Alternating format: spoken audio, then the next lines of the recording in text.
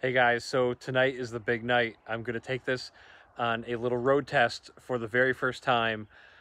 Really excited, a little nervous. I hope it doesn't rattle and fall apart, but it seems strong and I hope it's going to be good. And before I take off though, I probably should address the tire and the axle. I've had a lot of people tell me that I put it in the wrong spot, but if you saw early on when I was building the frame around the Tesla battery pack, it's actually perfectly balanced for what I needed. So you have to think the last 4 feet of this camper, including the door, is nothing really. I mean, the door alone is 30 pounds. And then the 2 feet in the rear of the cabin is the kitchen area. And there's going to be some weight back there, but not a lot. And I'm aware of the weight, and I'm going to make sure that if it does seem too heavy, I'll move things to the front while we're traveling. But the bulk of the weight is front biased.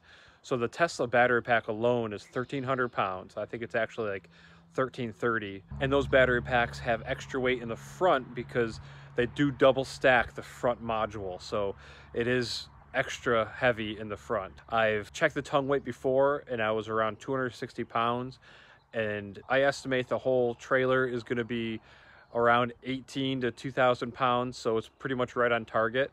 So I know it does look like the tire is too far forward, but if you actually weighed this thing in all the corners, it's pretty perfect from what I can tell. So I'm going to turn the camera around. I'll walk around it real quick. I'll show it to you guys, and then I guess I'll head out. Okay, so here's the camper. I know it is kind of crazy looking.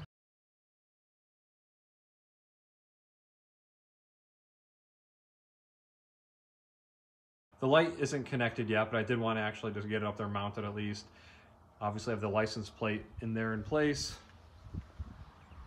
I added another latch right here, and that one's lockable. And then I have down here and up there, I have latches that I could put a padlock on if I needed to. And I do plan on having doors that will cover all of the charging plugs and everything.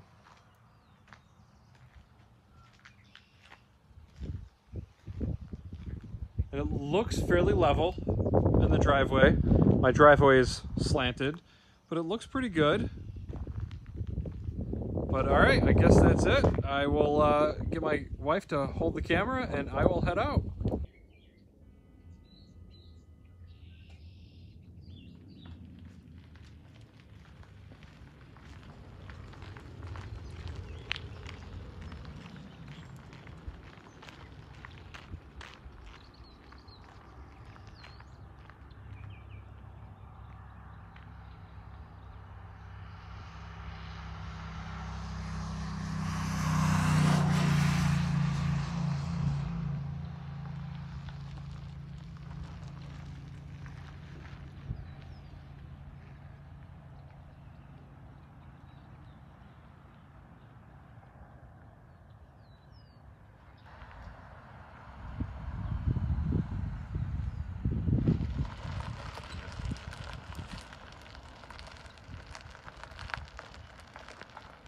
Well, I guess that was a success.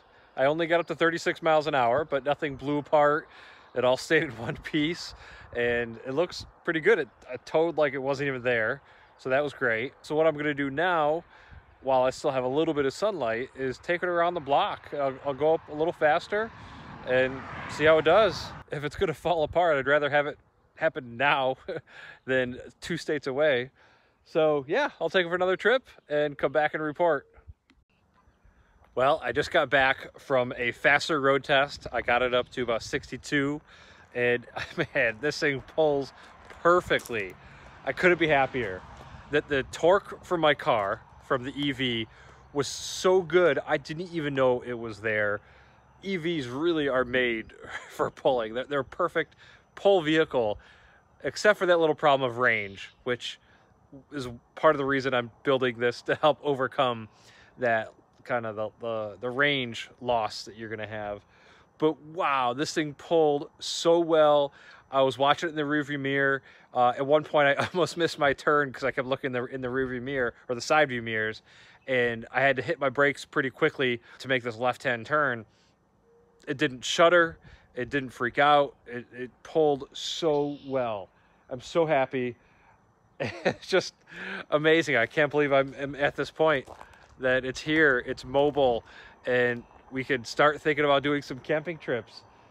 And I'm still waiting on the controller to manage the battery pack. My buddy's working on that, and hopefully I'll have that really soon.